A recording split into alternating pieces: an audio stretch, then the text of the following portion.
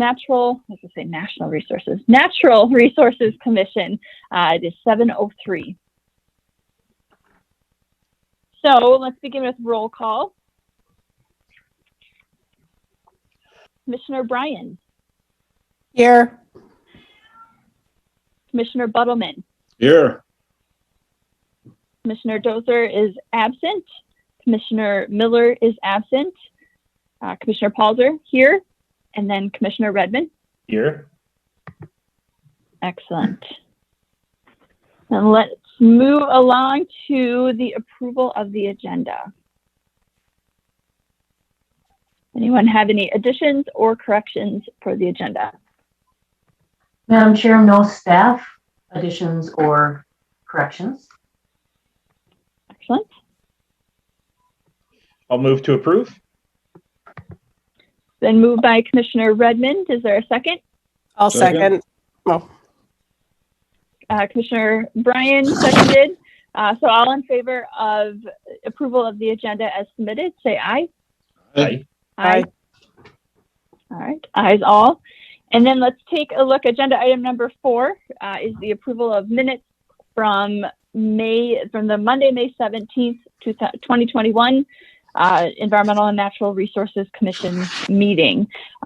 Did anyone have any corrections to the meeting minutes as submitted in our packet?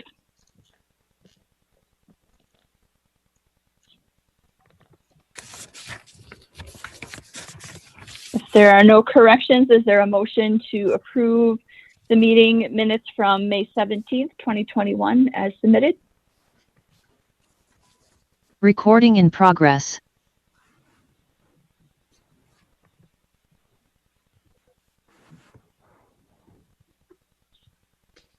Is anyone able to make a motion?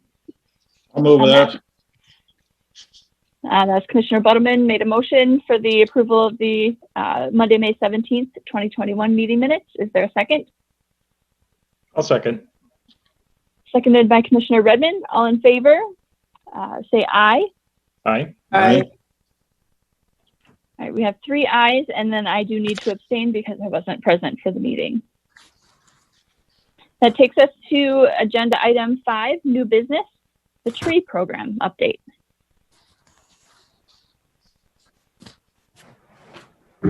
Thank you, Madam Chair and members of the Commission. So tonight we have a special guest. It is Carol Gurnis. She is our new Natural Resource Coordinator. And you may recall Carol from her work with the Nature Center as a naturalist. Well, now she's with us in a new capacity. And we are here tonight to talk about the city's tree program and kind of use this as a catalyst to get to know Carol a little better. You may recall that the Environmental Commission reviewed and made a recommendation on the city's tree ordinance and tree standards, and this was back in 2016. And the next step in that process is to adopt a tree policy, and that policy would help the city manage its trees within the public right-of-way and on our parks, and also have some other guidelines for managing trees. So that is also, I should mention, an action item that is outlined in the city's 2040 comprehensive plan in our natural resource section. And back in 2016, we did draft a policy. And again, the policy that I did include for you is quite outdated, again, from 2016, and needs some updates. But I thought it would be a good starting point to kind of take a look at that and see what a policy is, and how we can design that together in the coming year here. But tonight we're just here to meet Carol, discuss our tree program, and then kind of get a start on our tree policy and offer some feedback on the policy from 2016. So with that, I will open it up to Carol Gurnis. And Carol, I did give you a capability to share your screen if you'd like to do a presentation. Sounds great. Thank you, Sean. Okay, let me see here.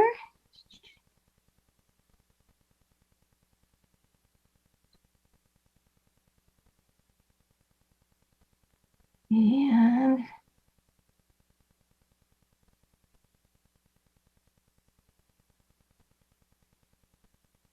All right, great.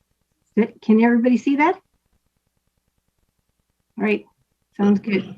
So I'm the new Natural Resources Coordinator. And Sean gave a brief introduction. And I did work at Maplewood Nature Center for quite a while. My favorites, I should say, or specialty was adult education, natural resources, native plants and wildlife. I ran the citywide buckthorn program since 2003 and coordinated all the monitoring programs, open space, frog monitoring, bluebird monitoring, and others since 2006. I also coordinated the Century College projects most of the time. And that's when Joyce Cedarleaf's Century College labs would spend their time with us doing natural resources projects, mostly at our open spaces. And I also co-authored the Pollinator Grant. What you may not know is I was also the coordinator of the Ramsey County Cooperative Weed Management Area, which is a mouthful. It means invasive plants. So with that program, I trained over 160 volunteers. I coordinated management of invasive plants, mostly early detection species. And those are species just moving into our state or moving into our area that are still in small enough patches where they can be eradicated. So that program did not usually involve things like buckthorn or spotted knapweed. So things that we could still eradicate. I also educated staff of different agencies all the way up to the federal level. And I did this through meetings, presentations, herbarium visits, and tours. And then I'm also a state EDMAPS verifier, and EDMAPS is the database that holds all things invasive in North America and beyond. So the tree program update.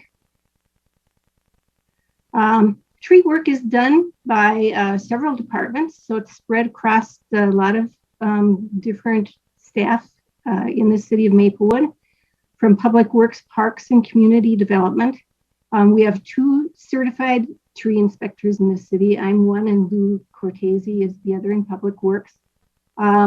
Between Public Works and Parks, we answer a lot of calls from the public about trees that are down, diseased trees, issues with neighbors' trees. The Public Works also works to remove a lot of the trees. And in fact, that's what they've been doing a lot this year so far. They also do our buckthorn pickup, and they bring the buckthorn over to corrections off of Century Avenue. They hire contractors to take care of difficult trees, hazard trees, things that their crew can't handle. And then with the former Natural Resources Coordinator, they co-created I thought it was 2014, Sean, you said 2016, but the tree policy that has just been a draft for several years. Parks will take care of any trees within parks and open space. I recommend species that should be planted, and we're now looking and very concerned about species that can handle climate change. I also have a list of invasive species that should not be planted. I've done a lot of educational programs, the buckthorn program, as I said before. I wrote a couple grants already this year that have been accepted. And I also administer the Tree City USA applications each winter. And then there are people in front of what community development does. So I'm wondering, Sean, if you can read that or see, or maybe you've got more to add than that. Since I'm new, I'm still not totally familiar with everything Sean does. Oh, sure. So in our community development department, of course, we have a staff liaison to the Environmental Commission, and I review development projects as part of my position to ensure that it meets the city's tree preservation ordinance, and if they have replacement trees, we get a landscape plan that shows those replacement trees. If they're unable to replace all the trees on site, after they've done their due diligence, we do allow, according to the ordinance and standards, that they can pay into the city's tree fund at a rate of $60 per caliper inch that cannot be planted on site. So I monitor the development as it moves along and when it's complete, and release the tree escrow, if all the trees have been planted and so forth. And then, of course, the city of Maplewood is a Green Step city, a Step 5. And there are several best management practices outlined in the Green Step cities that have to do with trees. One is when we do our metrics, we do identify how many trees we have planted yearly in our public spaces. And that will include trees that we sold in the tree sale, which we've been holding for the last few years. And then, of course, our tree ordinance, which the Environmental Commission recommended approval of back in 2016. And, reviewing when there is tree removal, illegal tree removal on a vacant lot. All vacant lots are bound by the city's tree preservation ordinance. So if you had a single family home, however, the tree ordinance would not apply unless you were building an addition that was 60% more than the foundation. So it generally has to do with developments and vacant lots. And then again, our tree mitigation fund, which is the amount that they pay in if they cannot if they cannot replace all the trees on the site. And I think that about wraps it up in regard. You can see there's a lot of departments and a lot of people involved in trees. Thanks, hon. All right, so I'll cover a little bit about what I do for trees in the city. So I administer the Tree City USA. That's due every December 31st, and it covers the year that just was finished. So for that year, you have to meet 4 criteria. You have to have a city tree board, which is our environmental commission. You have to have a tree care ordinance. Your tree budget has to be at least $2 per capita. And you have to have an Arbor Day proclamation and observance. And of course, during COVID-19, most cities just did the proclamation and didn't have any public programs. So they did let that go for this year. So we are certified for 2020, and we'll keep on doing what we need to do for 2021. Our tree sale this year, tree sale has been going on for 3 years. It's been a partnership with Tree Trust, and they are a nonprofit in Minnesota. They set up a web page for each city that does a tree order through them. So you just go to their web page and you'll click on the city of Maplewood, and it'll bring you to our page, which will show how many or what different species you can order. So this year it was super popular, and within 2 days, 150 trees sold out. And we also ended up with a pretty extensive waiting list. So the people on the waiting list for this year will get notice ahead of time of when the sale will start for 2022. Here are the species that we sold this year. And the fruit trees tend to be very popular. They're shorter, they can grow under power lines, and plus they provide fruit. So this year we had the stone fruit duo, which consists of a plum tree and a cherry tree. Last year we had 2 apples, so an apple duo, and we'll flip-flop every other year. So next year we'll have the apples available, and the following year the stone fruit again. I also write grants. So this is a lot. This is a grant that was in place when I came on board. So the Minnesota DNR EAB ash replacement tree grant. And we did our first planting for that last fall. And unfortunately, it was on a very early snow in October, but our contractor that was hired trudged on and got 38 trees planted. The residents receive a letter with a list of species that they can choose from, or they can choose not to replace their tree. So of the 85 trees removed in the winter of 2020, 38 residents wanted a replacement tree. Okay, so this past winter, there were 171 ash removed. At this point, we have all the stumps measured. In order to get the stumps ground, you have to measure every stump and then submit a total number of inches to the contractor. So the stump grinding letters are ready to send to the residents who had trees removed, and the contractor is ready to start. We do need to give the residents some time to do things like removed retaining walls or stone, or maybe there's some plantings around the tree that they want to salvage and move somewhere else. So they do get a little bit of time to do that. Okay, so our species list for the replacement trees in 2020, we had the species on the left, and everything's staying about the same this year except for the Japanese tree lilac. Last year, in the summer of 2020, there were several reports of Japanese tree lilac becoming invasive in different areas of the state, including the metro area, southeastern Minnesota, and also Duluth. So we're not offering that tree anymore, just for prevention purposes.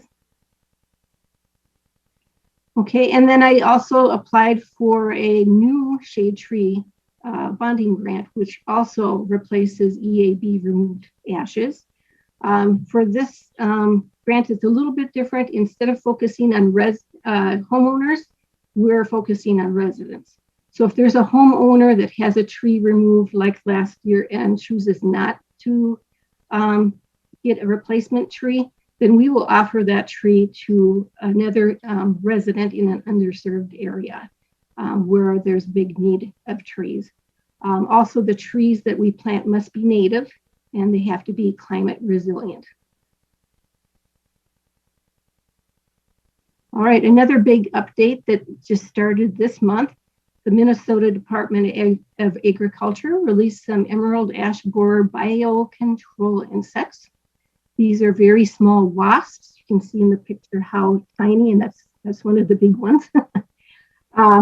They're stingless wasps. They don't hurt animals or humans other than the emerald ash borer. So these are tested over several years.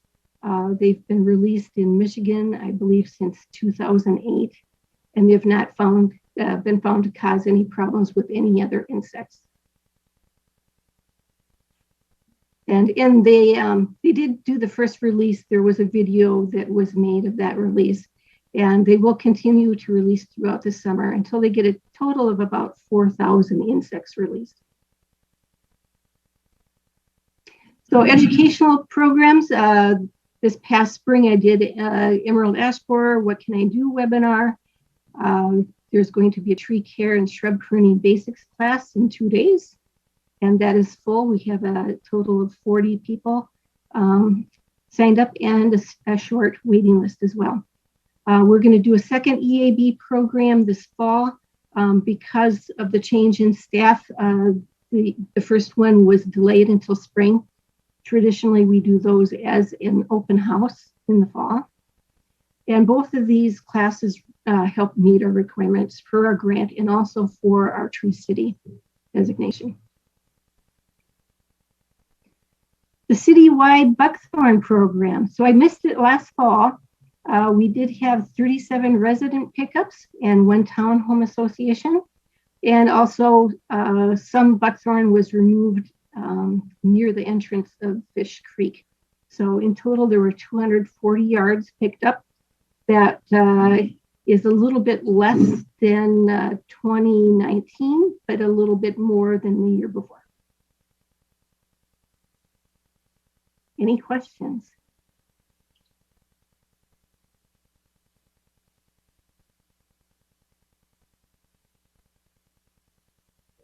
I hear none. Okay.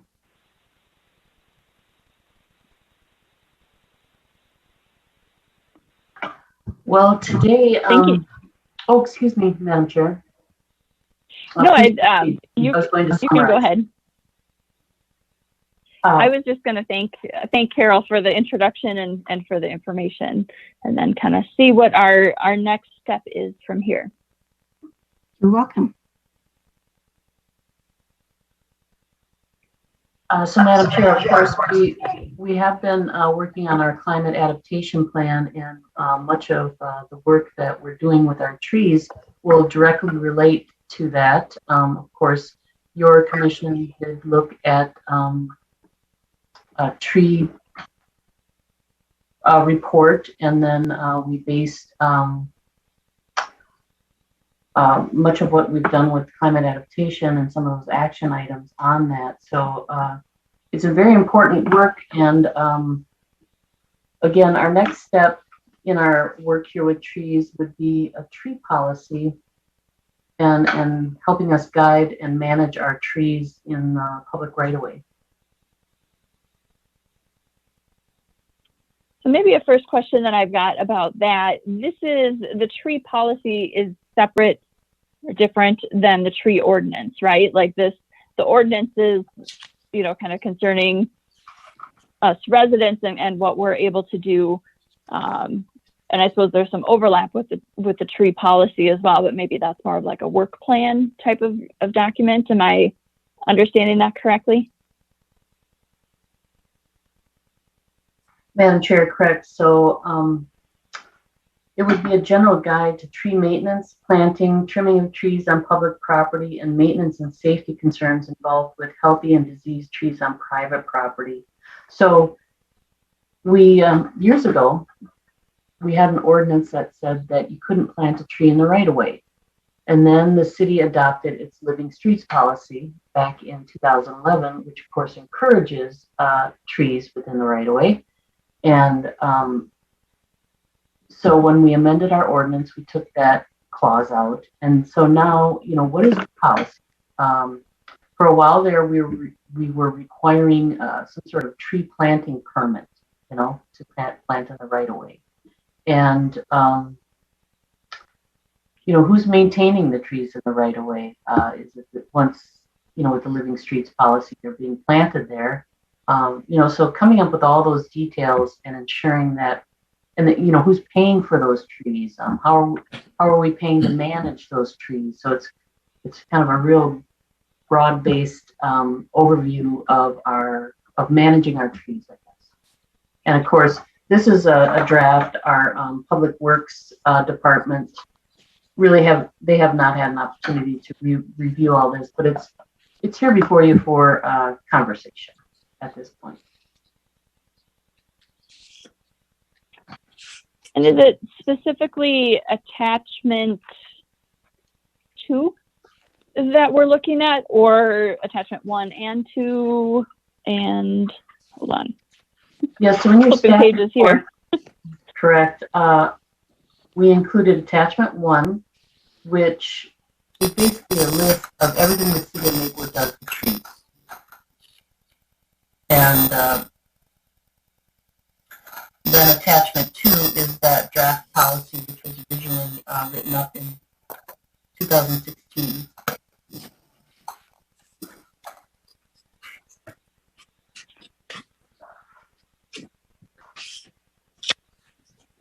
And you've got on that attachment number 2 in the report here that it drafted in 2016, minor updates for this round.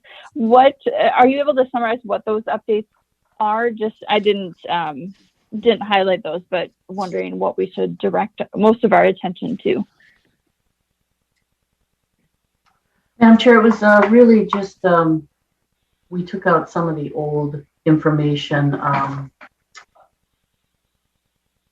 I think there was something in here about funding EAB injections for the public, coming up with funding for that.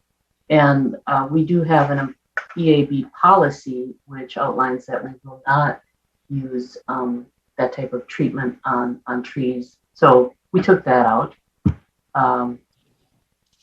Anything else you can remember that was other item you can remember, Carol?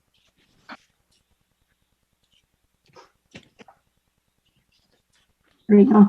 The big tree search is pretty much finished. And the only addition, subtraction.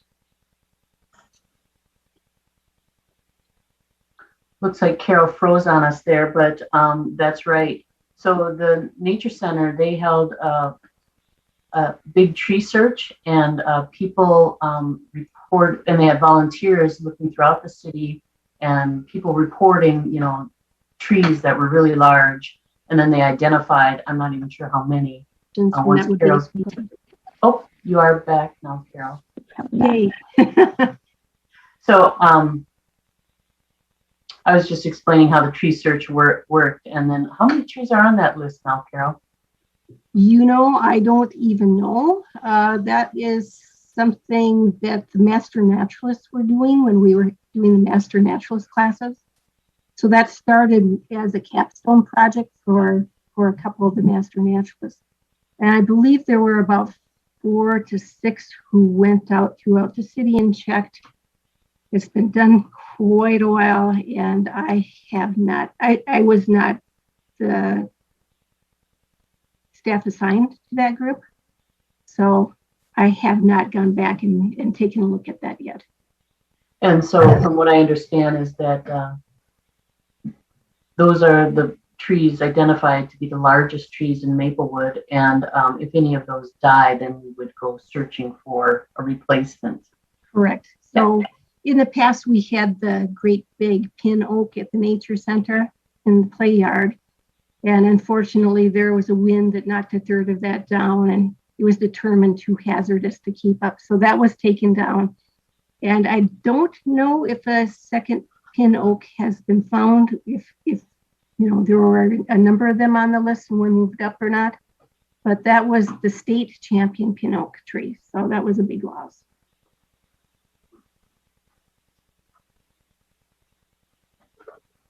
So usually with the state list, they only want details of native trees. So, not anything like catalpa or what else? White poplar. They wouldn't be interested in that. I believe we did get some statistics for non-native trees as well, but I don't know how many.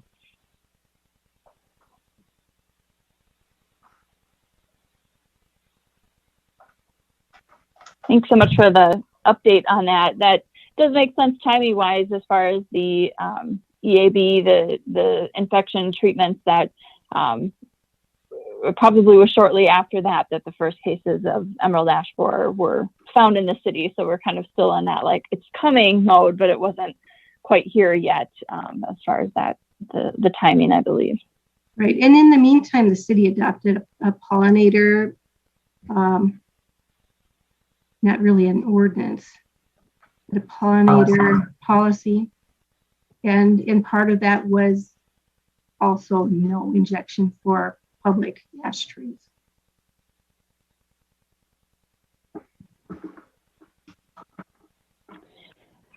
I don't know if other commissioners have some.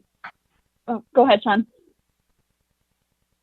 Carol's job involves a lot more than just trees, working on all of our natural resources. The position years ago was originally put in place to manage the city's neighborhood preserves. And of course, we have 14, is that right, Carol?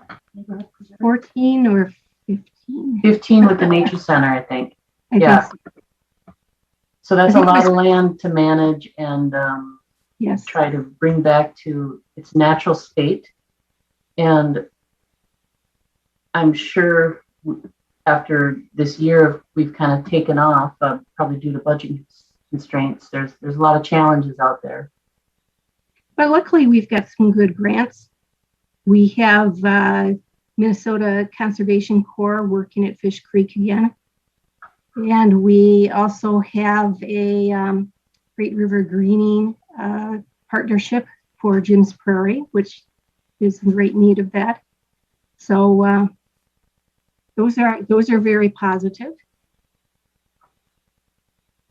Excellent. Yeah, we really depend on our partners to help. We also have a couple grants that are still held up in the legislature. And one was for pollinator restoration at City Hall campus. And I believe another one was for restoration at Carver Preserve in Maplewood. So those grants have been applied for. We're just waiting for someone to say yes.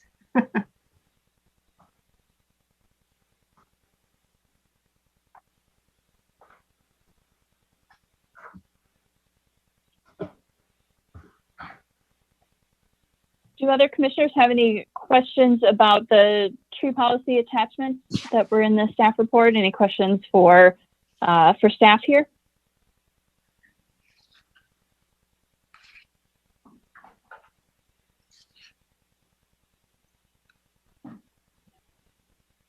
Well, I think I was just quickly trying to pull up the tree ordinances because I think the adaptation plan does have some considerations that would maybe want to be explored, how that gets reflected in the city's landscape requirements and tree ordinance. Things like encouraging what can we do to increase tree canopy over parking lots, decreasing heat island, that sort of thing. Also, like how might we want to encourage or focus what new tree plantings occur in portions of our community that can get the biggest bang for the buck, so to speak, for trees, and that we can maybe encourage or guide within the private sector, but within the public realm, we probably have great opportunities there to kind of think through where might right-of-way trees or street trees, boulevard trees, and so forth, where might they have the greatest bang for the buck related to urban heat island and such. So I think I would suggest, as a part of this process, sort of pulling out all of the actions that were in the adaptation plan relative to trees, and then I'd love to just kind of look at the landscape requirements, tree ordinance, and the tree policy kind of together, understanding that one is not the other, but maybe as the tree policy is edited and revised, are there aspects of what we would want to see in a tree ordinance that maybe we should that should be integrated into the policy, or at least reflected in that?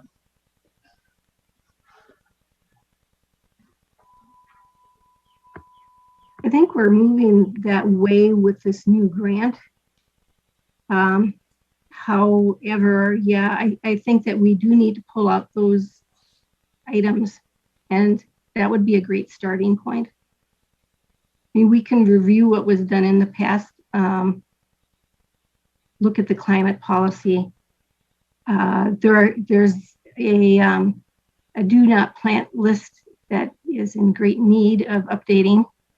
And then one of the issues with climate change is that there are so many recommendations for this area of Minnesota, and they don't all agree. So I think settling on one source for that information will be really important. That's a great. Yeah, for instance, do we just let climate adaptation happen and we start planting adaptive species, or do we try to preserve species that might be threatened with climate change, because in a suburban environment maybe we have more control over it? So those are just some of the topics that I know, and I'm sure a much longer list of some of the conflicting ideas, but I agree that would be an important thing to consider.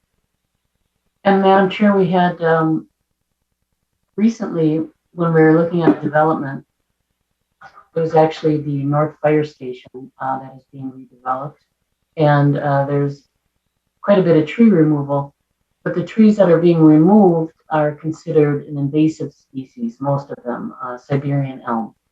And we don't have anything in policy that says what we define as an invasive species tree. It just says in the tree ordinance, you wouldn't count an invasive species tree. So, we had to kind of make that determination. If we don't count the Siberian elms here, we have to make sure any other development, we don't count them, for tree replacement requirements. So that's something we'd like to include in the policy. What are the invasive species trees that we would not include in the tree preservation ordinance? And then, like Carol said, having a list of preferred trees for planting, so that when we look at those landscape plans, we can offer guidance on that.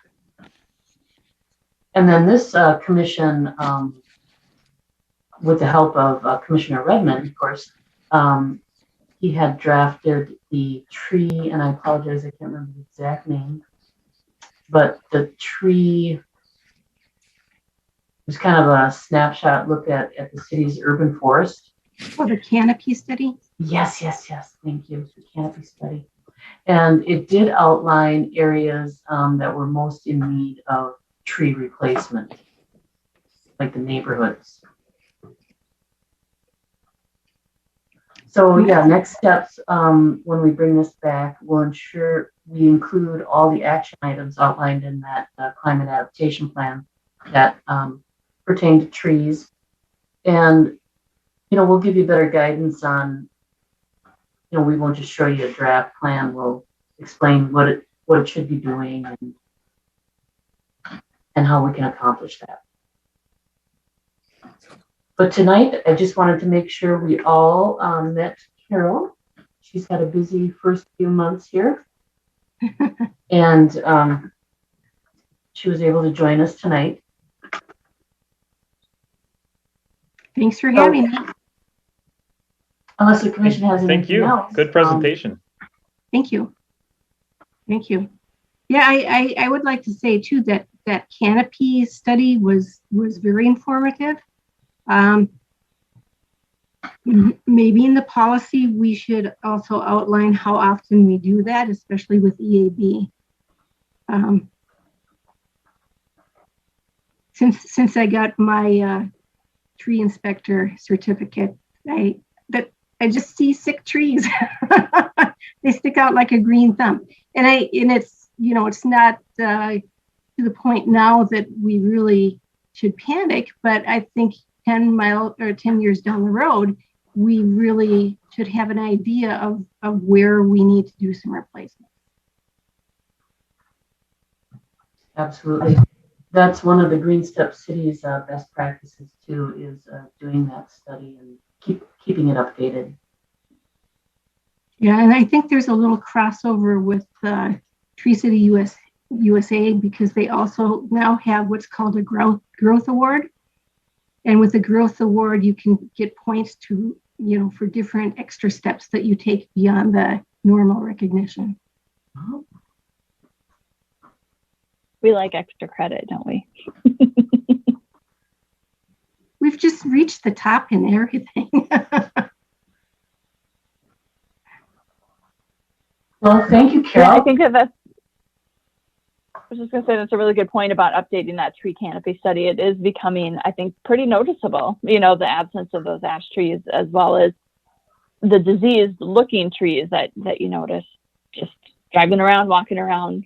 So an update to that sounds like a really, really good thing to include for sure. Thanks, everybody. Thank you so much.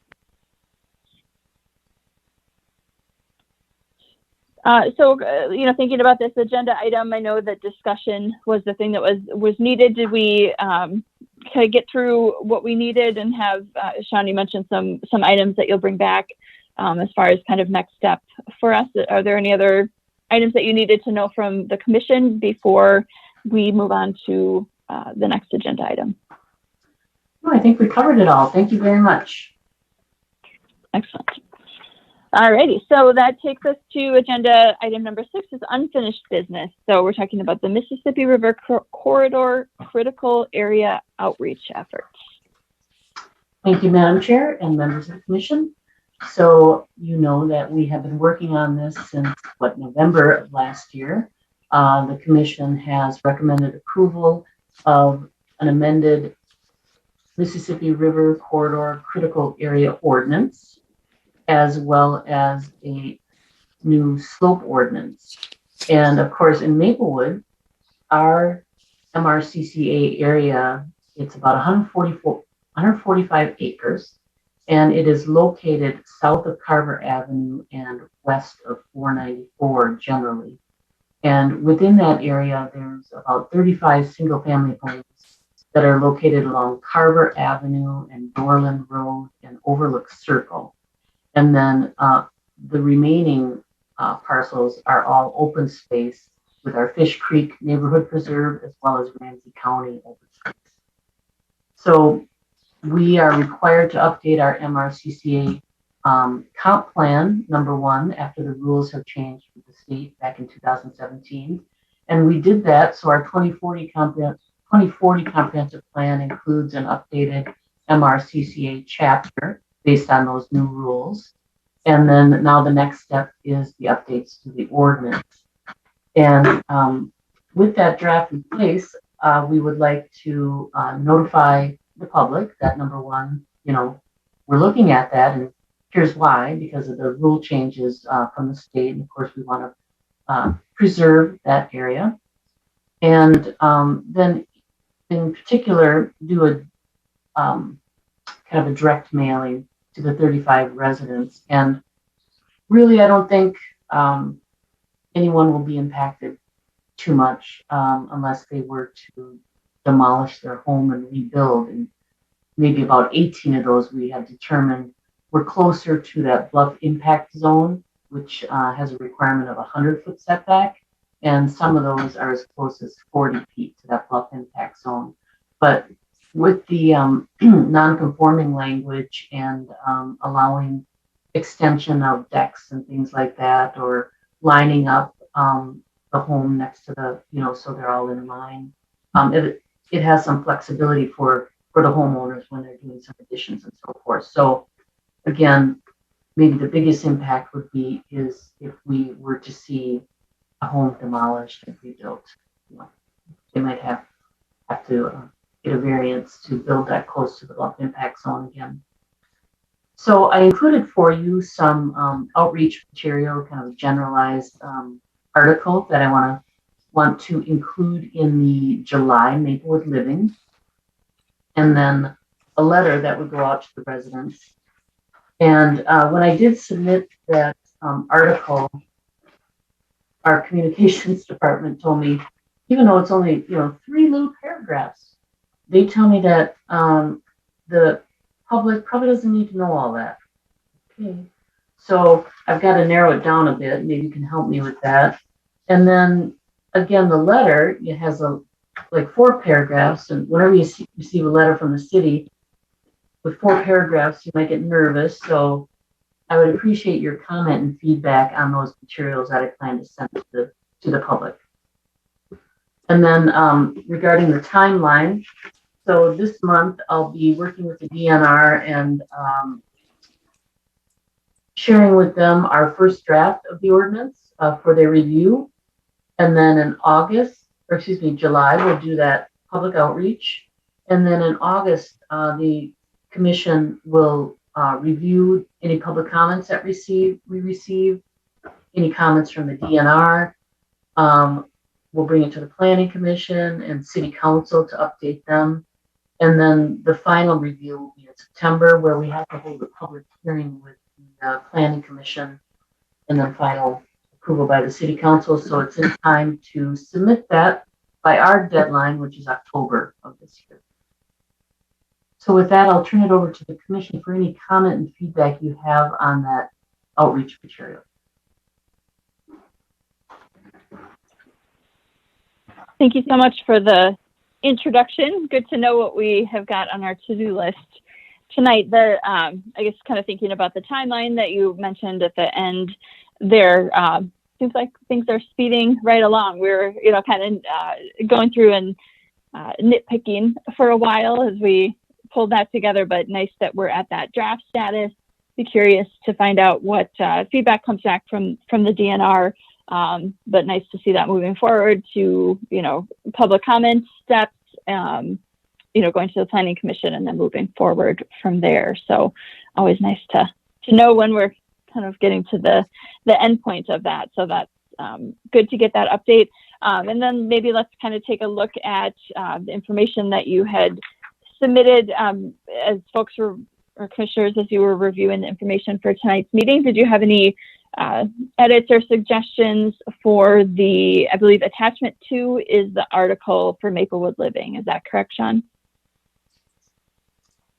Excellent. So any corrections, edits, updates?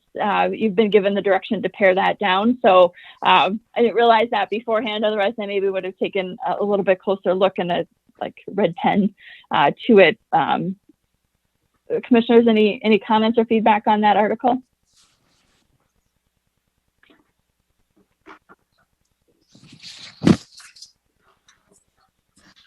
So, Madam Chair, I start with defining the Mississippi River corridor, that it's a 72-mile stretch of the river, because I don't think there's a lot of people that even realize that's a thing.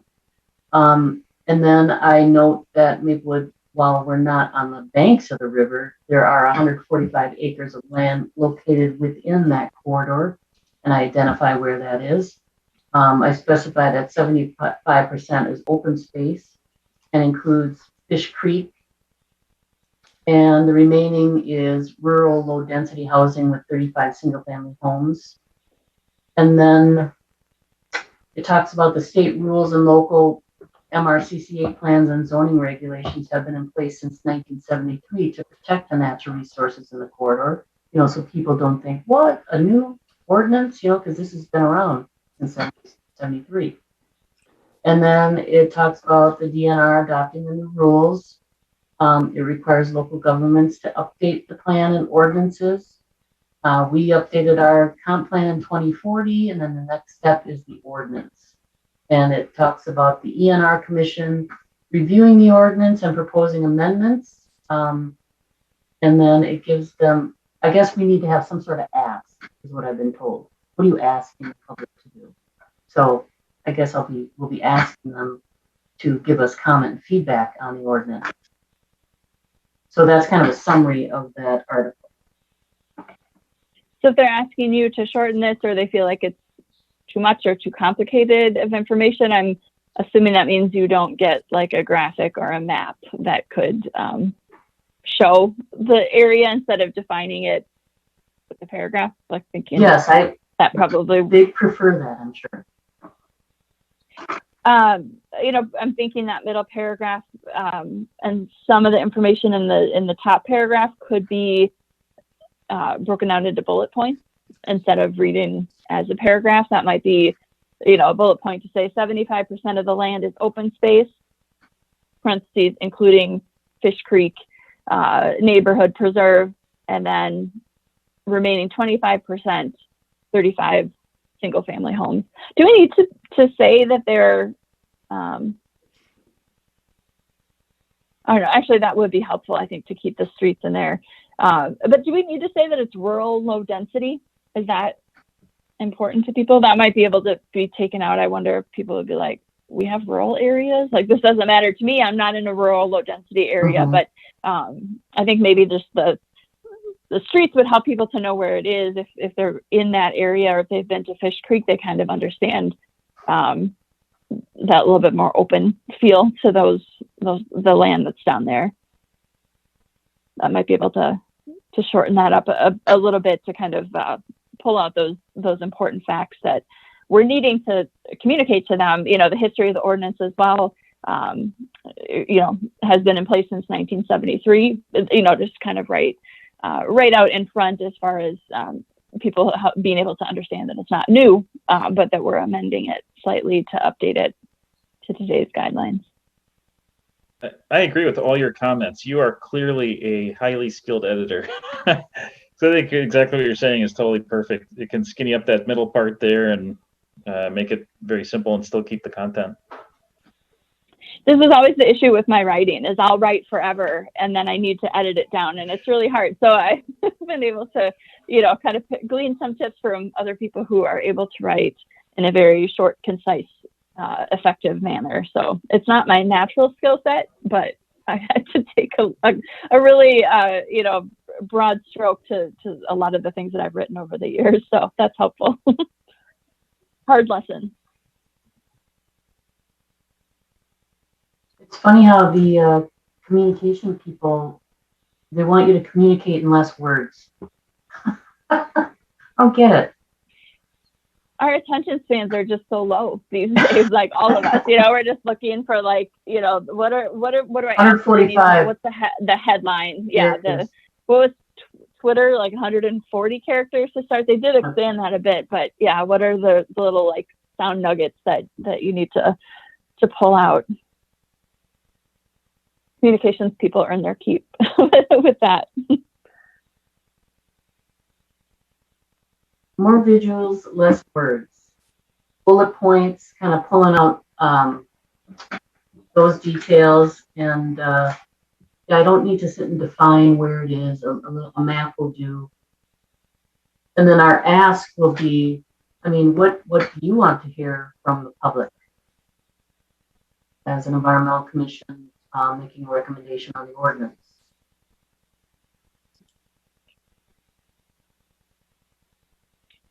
We have the date. Do we have the date set for the public hearing? Maybe the public. Would that be helpful? It would be the meeting in September for the Planning Commission. I'd have to look up what that is, but maybe that's a little bit soon to do that, but maybe to mention specifically because it's our commission rather than kind of jump ahead to the Planning Commission. You got that link, learn more about the ordinance. Let's see, the ordinance and amendments, and provide your feedback.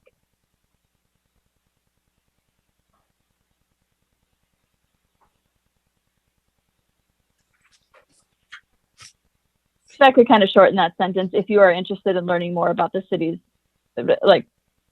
hopefully they're interested, but just the direction of learn more at this and provide feedback, and then that contact info.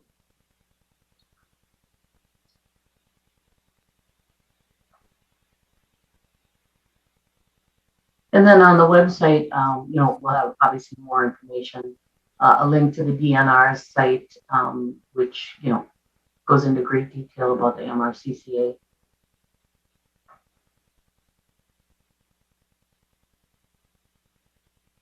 Does it make any sense to make a pitch, as far as visit Fish Creek to get, a feeling of this important landscape in a natural landscape in our community, or something kind of fun to it? Right. So you draw them in with go for a hike. Description of a walk in Fish Creek. I like it. That could be fun. Okay. Because that would be most people's connection to that area. Right. Just because Fish Creek, that was such a important thing to be able to preserve that area. There's 35 residents that live there, families that live in those single family homes, but the rest of Maplewood wouldn't necessarily see those 35 homes, but they could get an idea of what's being preserved at Fish Creek. Right. And we could include some of those great photos that we have of Fish Creek. Here's what we're trying to preserve. That's not really helping make it shorter, though. Well, it'll help redirect rather than the boring details. And our communications will be happy with me. So that's a great suggestion. And then the letter, I'll just, I need to shorten that as well, but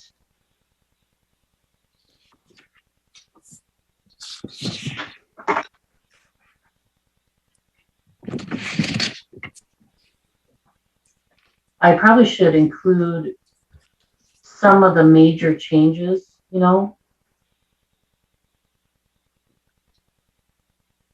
I think they'll want to know how it impacts them, so like pull out those items. Because like you said, if somebody gets a letter from the city, their first thought is, oh my gosh, what's going on? What am I going to be required to do? Am I in trouble for something? But yeah, maybe having that be pointed out pretty clearly early on in the letter would be helpful. And you live in a special neighborhood, make them feel special because they are. And that is a special neighborhood.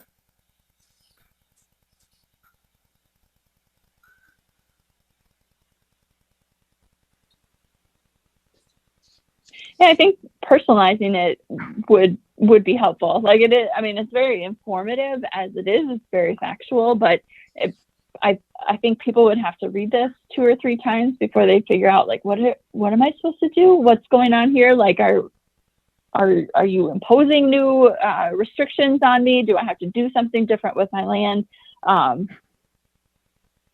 I think clarifying what we're asking of them is going to be really important to get across. Yeah, and this was drafted, over like an hour, so I didn't have much time to think on it. And yeah, it is challenging writing in short sound bites. That's probably the most challenging. I could write a novel easy, but short sound bites, that's hard. Especially when you know so much about it. Like your knowledge on this topic is way more than 4 paragraphs. You know this inside and out by now. So figuring out how to do a high level overview is really challenging.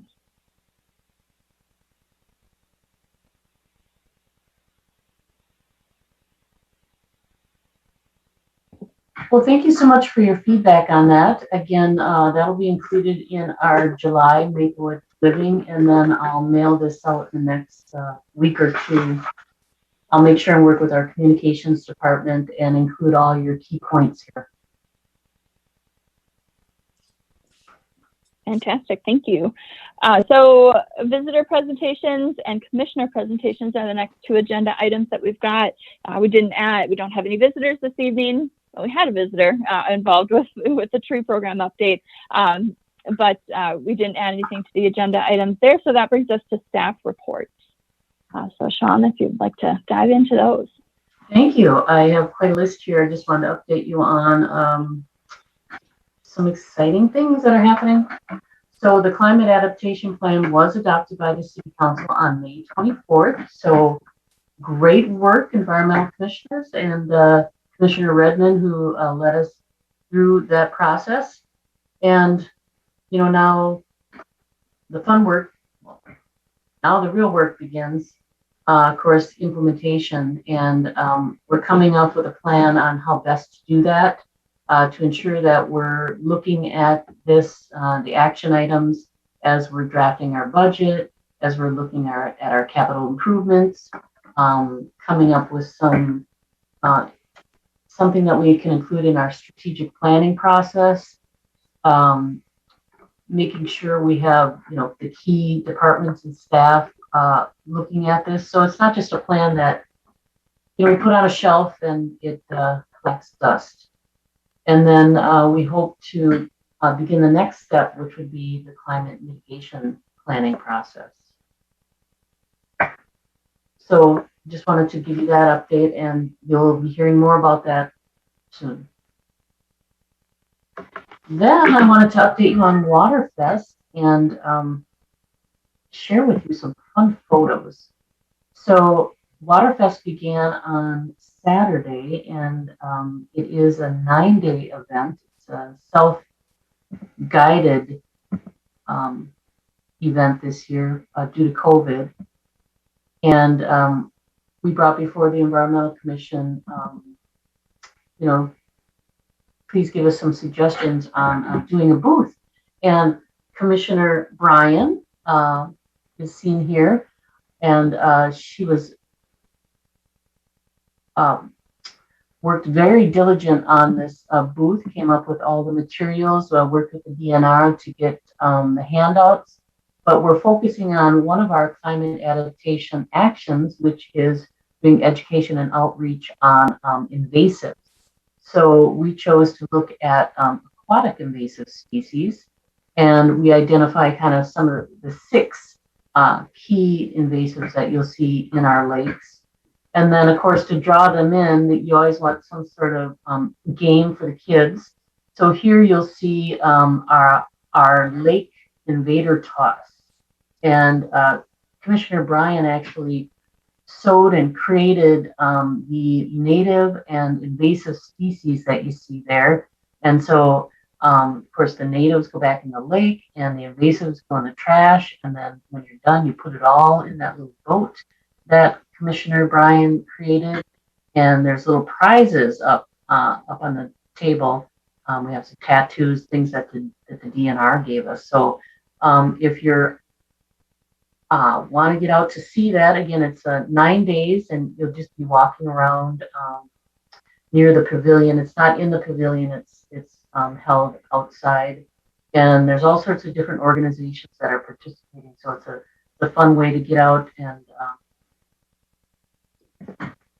get some fresh air, and also teach your kids about a lot of our clean waters. Of course, it's hosted by the Ramsey Washington Metro Watershed District. Commissioner Bryan, do you have anything to add on the? No, go and check it out. And it was a fun way to get involved with stuff, so I was happy to partake. Yeah, they usually have a one-day event, which of course our commission has been participating in for years, along with the Nature Center. So this is our first year without the Nature Center backup. So that's kind of sad, but we were able to participate on our own. So thank you very much. I'll move on then to Carol had brought this up, the tree care and shrub pruning basics, which is June 24th. That's Thursday. But it sounds like that program is full. So it's actually the first program that we'll have at the Nature Center since the shuttering of that building. And again, it is part of the tree grant that the city received, but you can tell that people are hungry for environmental education and being together and learning because that program filled up real quick. Then I know this is not really environmentally related, but I also wanted to announce that the city of Maplewood will have its 4th of July fireworks. We will not be hosting the big lighted up festival with the bands and food trucks, things of that nature. But the fireworks will take place on July 4th at Hazelwood Park. And Tennis Sanitation and Republic Services are assisting us with that event because there likely will be families that go out and have picnics at Hazelwood Park. So we want to make sure we're supplying, the recycling trash as needed. Then I want to remind you that our in-person commission meetings will begin in July. We are opening City Hall on July 7th, and then all board, commission, and city council meetings will be held in person. And that meeting for us will be July 19th. So make sure and you guys remember how to get to City Hall. Send you directions. We get to see each other again. What is the policy on masks, or does it have to do with vaccination status? Just thinking of what is the setup for that? What should we be prepared for? I'll have to get back to you on that. I should know all these details as well. I'm sure someone's working on all that. And then I do know that they made an announcement that as a commissioner or council member, for quorum purposes, you can't participate via Zoom. You have to be in person. But I know that the city I live in, they kind of held a a hybrid model where the public could participate via Zoom. So maybe that'll be an option, but I'll have to learn more, and I'll share that with you via email update. Thank you. And then 2 more items. I wanted to announce that the city of Maplewood has won the 2021 EP Purchaser Award. That's electronics. So the Environmental Commission, of course, amended the environmental purchasing policy, and the council adopted that in December of last year. And yearly, we participate in what's called the State Electronic Challenge, and we identify all the electronics that we purchase, how they're purchased, how they're recycled, and so on and so forth. And this year, we won. It's a national award, so it's a nice recognition from the Electronics Council. Should have had that detail, but at any rate, they'll have a virtual ceremony, and the city of Maplewood submitted, there's like a 30-second clip, and I'll send you how you can join that virtual ceremony if you're interested. So Fun. Congratulations. well, congratulations to you, and thanks for all your hard work. And then finally, National Night Out. So we're seeing our events come back. And National Night Out is a great opportunity for the Environmental Commission to do some education and outreach. So we could talk about what we'd like to do for that, if anything. Attend those parties. We've done things like when we worked on our energy programs, we were promoting the home energy squad visits. Back when we used to hand out, when we had recycling bins, we would hand out recycling bins, so there's a lot of opportunities to do things. So we can discuss that as we move closer to that date. So that is all I have. Thank you for your time.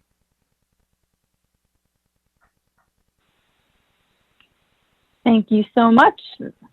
Our next agenda item is adjournment. Is there a motion to adjourn?